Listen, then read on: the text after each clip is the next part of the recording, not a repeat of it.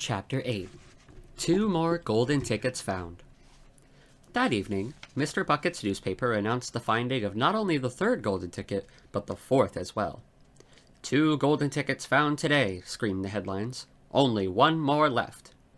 All right, said Grandpa Joe, when the whole family was gathered in the old people's room after supper. Let's hear who found them. The third ticket, read Mr. Bucket, holding the newspaper up close to his face because his eyes were bad and he couldn't afford glasses. The third ticket was found by a Miss Violet Beauregard. There was great excitement in the Beauregard household when our reporter arrived to interview the lucky young lady.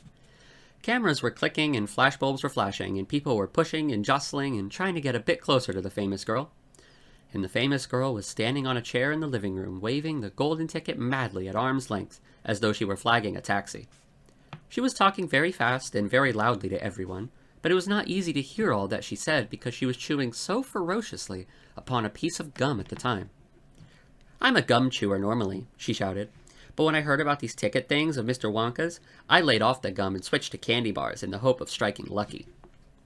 Now, of course, I'm right back on gum. I just adore gum. I can't do without it. I munch it all day long except for a few minutes at mealtimes when I take it out and stick it behind my ear for safekeeping. To tell you the honest truth, I simply wouldn't feel comfortable if I didn't have a little wedge of gum to chew on every moment of the day. I really wouldn't.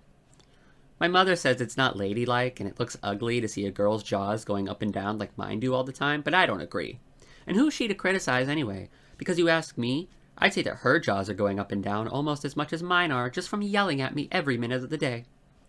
"Now, Violet," Mrs. Beauregard said from a far corner of the room where she was standing on the piano to avoid being trampled by the mob. "All right, Mother, keep your hair on," Miss Beauregard shouted. "And now," she went on, turning to the reporters again, "it may interest you to know that this piece of gum I'm chewing right at this moment is one I've been working on for over 3 months solid. That's a record, that is. It's beaten the record held by my best friend, Miss Cornelia Prinzmetal. And was she mad? It's my most treasured possession now, this piece of gum is. At nights, I just stick it at the end of the bedpost, and it's as good as ever in the mornings. A bit hard at first, maybe, but it soon softens up again after I've given it a few good chews. Before I started chewing for the world record, I used to change my piece of gum once a day. I used to do it in our elevator on the way home from school. Why the elevator? Because I liked sticking the gooey piece that I just finished with onto one of the elevator buttons. Then the next person who came along and pressed the button got my old gum on the end of his or her finger. Ha! And what a racket they kicked up, some of them. You get the best results with women who have expensive gloves on. Oh yes, I'm thrilled to be going to Mr. Wonka's factory. And I understand that afterwards he's going to give me enough gum to last me for the rest of my whole life. Hooray!" "Beastly girl," said Grandma Josephine. "Despicable," said Grandma Georgina. "She'll come to a sticky end one day, chewing all that gum. You see if she doesn't." "And who got the 4th golden ticket, Daddy?" Charlie asked. "Now let me see," said Mr. Bucket, peering at the newspaper again. "Ah, yes, here we are. The 4th golden ticket," he read, "was found by a boy called Mike Teavee." "Another bad lot, I'll be bound," muttered Grandma Josephine. "Don't interrupt, Grandma," said Mrs. Bucket. "The Teavee household," said Mr. Bucket, going on with his reading, "was crammed, like all the others, with excited visitors when our reporter arrived. But young Mike Teavee, the lucky winner, seemed extremely annoyed by the whole business.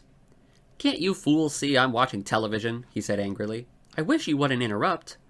The 9-year-old boy was seated before an enormous television set, with his eyes glued to the screen, and he was watching a film in which one bunch of gangsters was shooting up another bunch of gangsters with machine guns. Mike Teavee himself had no less than 8 toy pistols of various sizes hanging from belts around his body, and every now and again he would leap up into the air and fire off half a dozen rounds from one or another of these weapons. 'Quiet!' he shouted, when someone tried to ask him a question. 'Didn't I tell you not to interrupt? This show's an absolute whiz-banger. It's terrific. I watch it every day. I watch all of them every day, even the crummy ones where there's no shooting. I like the gangsters best. They're terrific, those gangsters. Especially when they start pumping each other full of lead, or flashing the old stilettos, or giving each other the 1, 2, 3 with their knuckle dusters. Oh boy. What wouldn't I give to be doing that myself? It's the life, I tell you. It's terrific." "That's quite enough," snapped Grandma Josephine. "I can't bear to listen to it." "Nor me," said Grandma Georgina. "Do all children behave like this nowadays? Like these brats we've been hearing about?" "Of course not," said Mr. Bucket, smiling at the old lady in the bed. Some do, of course. In fact, quite a lot of them do. But not all. And now there's only one ticket left, said Grandpa George. Quite so, sniffed Grandma Georgina. And just as sure as I'll be having cabbage soup for supper tomorrow, that ticket'll go to some nasty little beast who doesn't deserve it.